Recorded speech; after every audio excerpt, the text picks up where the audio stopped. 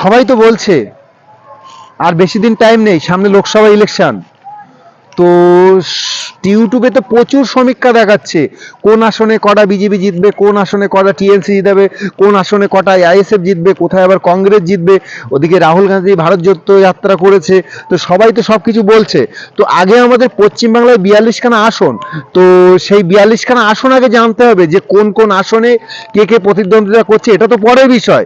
কিন্তু আগে আমাকে জানতে হবে, এবং নতুন ভোটার যারা তাদেরকেও জানা প্রয়োজন যে 42খানা আসন পশ্চিমবাংলায় আছে, সেই 42খানা আসন কোন কোন আসন।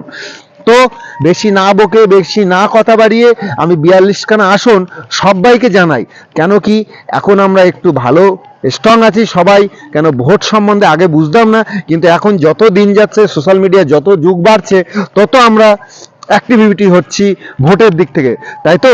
তো চলুন বন্ধুরা, বেশি না কথা বলিয়ে সমীর সরকারের পেজে আজকে 42খানা আসন নিয়ে আপনাদের সাথে আলোচনা করি আমরা।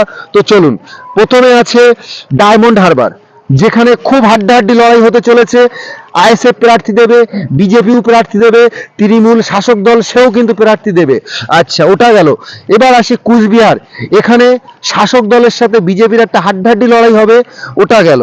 এরপরে হলো আলিপুরদুয়ার, এখানেও খুব হাড্ডাহাড্ডি লড়াই হতে চলেছে শাসক দল এবং বিজেপি। তো কে জিতবে সেটা বড় প্রশ্ন নয়, আমি 42টা আসন নিয়েই বলছি।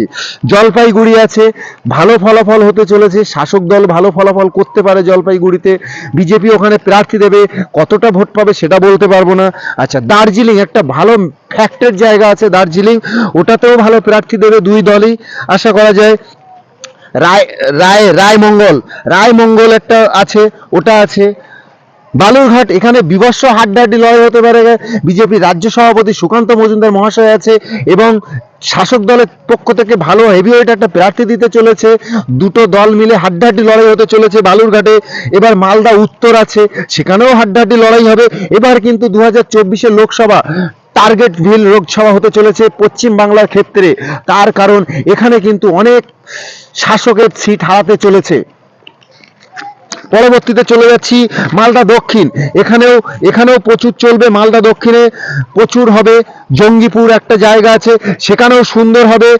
বহরমপুর, যেখানে অধীর চৌধুরীর জায়গা, গড় অধীরে কংগ্রেসের গড়, সেখানে অধীর বাবুর সাথে হাড্ডাহাড্ডি লড়াই হতে চলেছে।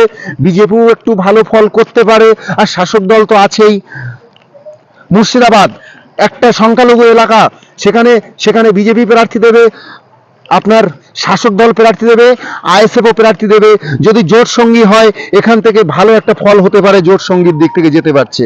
কৃষ্ণনগর, যেখানে কৃষ্ণনগর আপনাদের তৃণমূল একটা ভালো ফল করতে পারে আশা করা যায়।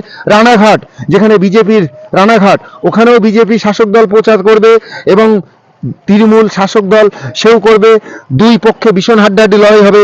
বনগা, শান্তনু ঠাকুরের এলাকা, সেখানে ব্যাপক পরিমাণে হাড্ডাহাড্ডি লড়াই হতে চলেছে 2024-এ। এই পর্যন্ত আমি 15টা লোকসভা এলাকা বললাম, এখনো আরো বাকি আছে।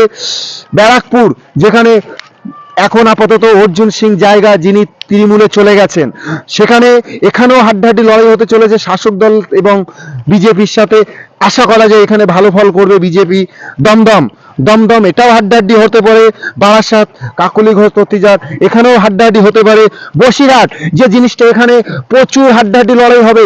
এবার আইএসএফ যদি বসিরহাটে প্রার্থী দেয়, সংখ্যালঘু ভোট কেটে গেলে তৃণমূলে বের হওয়া খুব চান্স কম আছে, কিন্তু এখানে কে ফলাফল করবে সঠিক এখন বলা খুব দুষ্কর। এখানে আইএসএফ প্রার্থী দিতে পারে, শাসক দল তো দিচ্ছেই, এবং সেন্ট্রালের বিজেপি গভর্নমেন্ট একটা ভালো মুখ আনার চেষ্টা করবে এখানে। তো যাই হোক, বসিরহাট গেল। এবার আসছি আমরা জয়নগর, যেখানে ভালো ফল হতে পারে, কোন দল করতে পারবে বলবো না। তারপরের মথুরাপুর, এখানেও হবে। যাদবপুর, একটা রাজনীতির উত্থানের জায়গা যাদবপুর, এখানেও ভালো হাড্ডাহাড্ডি লড়াই হতে পারে। কলকাতা দক্ষিণ, এটাও ভালো হতে পারে। কলকাতা উত্তর, এটাও শাসক দলের সাথে ভীষণ লড়াই হতে পারে। হাড়োয়াও একটা ভালো জায়গা, পজিশন আছে, এটাও হতে পারে। উলবেড়িয়া, যেটা ভালো ফল হতে পারে, কোন দল বলবো না, কিন্তু ভালো ফল হতে পারে। এবং শ্রীরামপুর একটা ভালো জায়গা আছে। তারপরে হুগলি রকেট চ্যাটার্জি, ওনার মহাশয়ের ওখানেও এবার নাকি শুনছি বিজেপি ভালো ফল করবে, কিন্তু শাসক দল থেকে ভালো একটা মুখ আছে। আরামবাগ, যেখানে এবার আশা করা যায় শাসক দল অতটা ফল করতে পারবে না, বিরোধীরা করতে পারবে। তমলুক, তমলুক যেখানে আমাদের তমলুকেও এবার ভালো ফল হবে, শাসক দলের দিকে অতটা যাবে কিনা বলতে পারছি না। নন্দীগ্রাম, এটাও একটা বিরোধী দলের এলাকা, বিরোধী দলনেতা বিজেপির এলাকা, এটাও ভালো ফল হতে পারে। ঘাটাল, ঘাটাল এখন খুব ভাইটাল জায়গা হয়ে গেছে, ঘাটালও এখন ভালো প্রার্থী দেবে দুই শাসক দল, এবং রাজ্য সরকারও ভালো প্রার্থী দেওয়ার চেষ্টা করবে, তৃণমূল সরকার এবং বিজেপিও ভালো প্রার্থী দেওয়ার চিন্তা ভাবনা করবে। ঝাড়গ্রাম, ঝাড়গ্রাম আদিবাসী সম্মত এলাকা, ওখানেও ভালো প্রার্থী দিতে পারে দুই দল থেকে। মেদিনীপুর, মেদিনীপুরও ভালো প্রার্থী হতে পারে দুই দলের থেকে। পুরুলিয়া, পুরুলিয়াও একটা ভালো এরিয়া।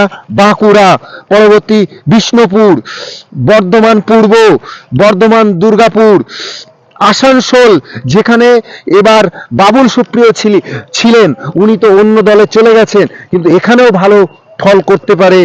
কোন দল করবে সেটা পরে আমি জানাবো ভিডিওতে, কিন্তু এইগুলো আগে লোকসভার কটা আসন আমাদের জানা নিয়ে প্রশ্ন আছে। লোকসভার আসন যদি আমরা না জানতে পারি তাহলে আমরা কোনো রাজনীতির অঙ্কই জানি না। তো বোলপুর আছে, লাস্ট হলো বীরভূম, অনুব্রতর গড়, এটাও কিন্তু ভাইটাল দেখা যেতে পারে কে জেতে এখন। তো 42টা আসন আপনাদেরকে জানানো হলো সমীর সরকার পেজে। যদি ভিডিওটা ভালো লাগে সবাই লাইক করবেন, শেয়ার করবেন এবং কমেন্ট করবেন এবং ফলোয়ার করতে ভুলবেন না। পরবর্তীতে নেক্সটে তৃণমূল থেকে কারা দাঁড়াতে পারে, বিজেপি থেকে কারা দাঁড়াতে পারে, আইএসএফ থেকে কারা দাঁড়াতে পারে, কংগ্রেস থেকে কারা দাঁড়াতে পারে, এইটা নিয়ে আমি পরবর্তীতে এই ভিডিওতে আসবো। এই আপনারা সবাই ফলো করবেন পেজটাকে। জয় হিন্দ, বন্দে মাতরম।